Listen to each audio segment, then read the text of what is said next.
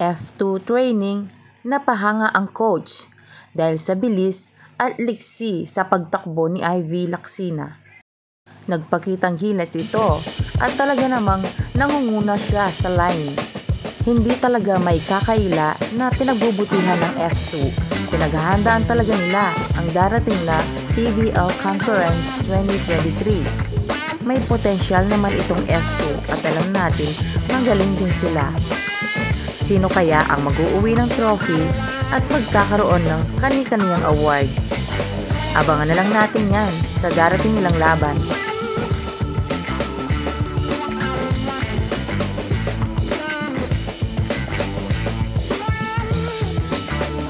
Please don't forget to like and subscribe.